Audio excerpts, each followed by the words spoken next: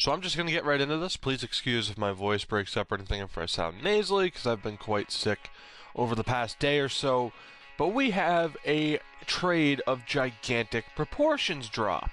Because really, this solidifies that the NHL is much closer to the NFL in terms of how they conduct themselves and in terms of how important they view the fans, or at least the fans' opinion.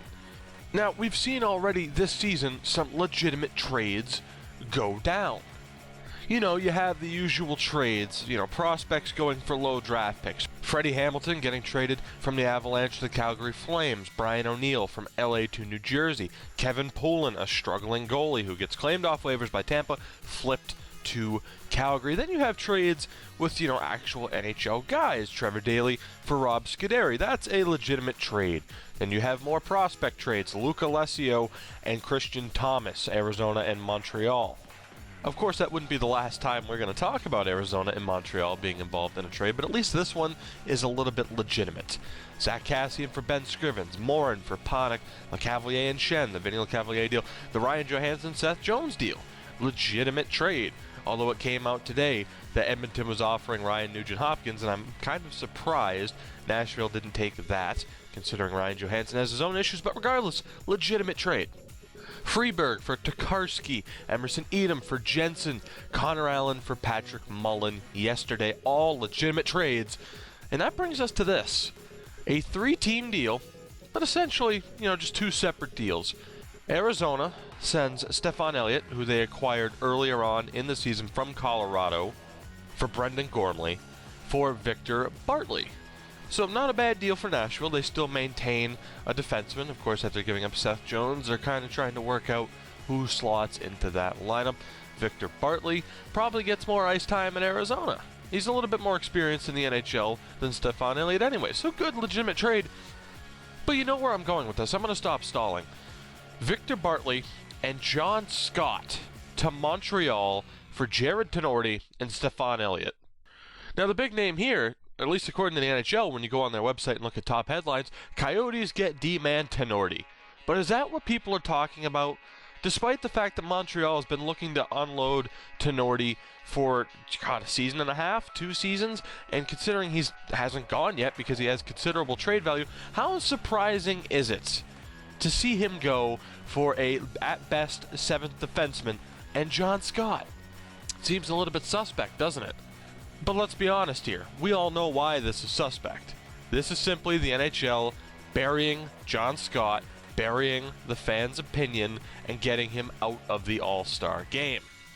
I mean, Jesus, if you needed any more proof, Bob McKenzie tweeted today that the NHL asked John Scott to bow out of the All-Star game. He wouldn't. So what do? What do you think they do? They go, hey, Montreal, what do you think? Think you can bury this guy for us? I'm sure there's some fucking under-the-table incentive that we're not even going to learn about. Point being, John Scott's going to be out of the All-Star game, and the fans' opinion, the fans' voting, ended up being completely meaningless. Now, I'll say straight up, I voted for John Scott. You know why? Because it's fun. Let's not act like this is the All-Star games of the 80s and 90s. The All-Star game died out in the early 2000s. While I'm still fine with the idea of an All-Star game, and I still think it'd be cool to go to an All-Star game, I mean, the concept of it is still nice, getting to see the best players, but then of course that brings up, John Scott isn't the best player. Then why have fan voting in the first place? Granted, the idea of an all-star, if you don't have voting and you have a committee or something, the idea of an all-star is going to be subjective anyway. Do you look at just points? Obviously you can't do that for defensemen.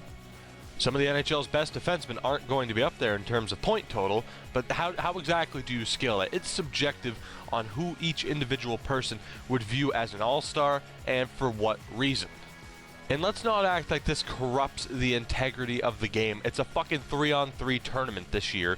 Last year, the final score was, 15-11? And you had to hear that fucking cannon every 3 seconds?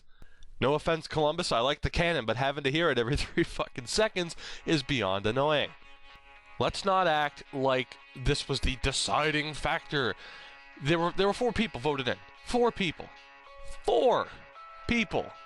The NHL gets to pick the rest.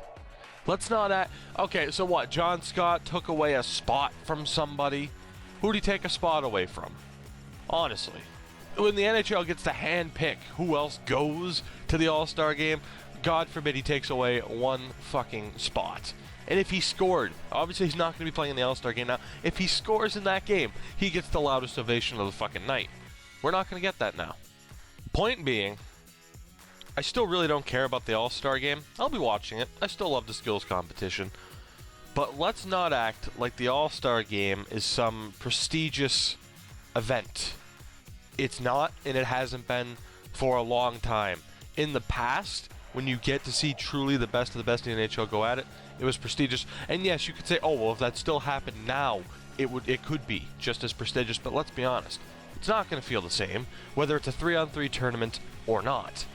Because in this day and age, it's much more difficult to pin out All-Star. Again, it's subjective, and in this league where there's so much talent, so much versatility, to simply say this guy is an All-Star over player number 2, not as easy, whereas you had a certain skill gap in years past. But overall, like I said, I'll still watch All-Star Weekend. But really, I feel bad for John Scott, who during the voting process was asking people to vote in for his teammates, much more, I guess, deserving people. He gets voted in, says he'll play, and people are like, oh, you're subjecting him to embarrassment. What's more embarrassing? A blatantly set up trade to get him out of the All-Star game, or him being voted in the first place? What's more embarrassing? And please, if you are someone who legitimately thinks that this is just a square deal, there's nothing going on, there's nothing funny, it's a coincidence that John Scott gets traded to Montreal. Yeah, because that's what Montreal needs, right? They need John Scott. If you're someone who thinks this is a legitimate deal and there's nothing funny going on by the NHL, get the hell off my channel. I don't want you. It's just embarrassing to see this league drift more towards NFL territory by blatantly doing something like this and simply taking away a little bit of the fans' fun. So to John Scott, you're an all-star in my book, buddy, and whoever they get to replace you, I'm sure, will have a wonderful time. But the NHL is losing, they're losing some points here. You know, the news comes out after the voting that they're going to probably restructure the voting, and that wasn't enough. It's not enough to restructure the voting. No, you still had to do whatever you could to get John Scott out of the All-Star game. But it's fine. I'm sure Scott will have a hell of a time in St. John. I'm sure Victor Bartley, who is already up with Montreal now, is going to have a great time playing for Montreal. And hell, I'm sure Jared Tenorti is going to have a great time playing for the Yotes, because I guarantee he's going straight to the roster. If not, he's going to be there shortly. And not just because it's Montreal, but God, I hope in years past, I hope Jared Tenorti turns into the player everyone thought he was going to be. And then forever, he is known as the guy that was traded for Victor Bartley and John Scott simply to get John Scott out of the All-Star game. But I'm going to stop repeating myself at this point. It's hilarious. It's hilarious that the NHL would stoop to this level.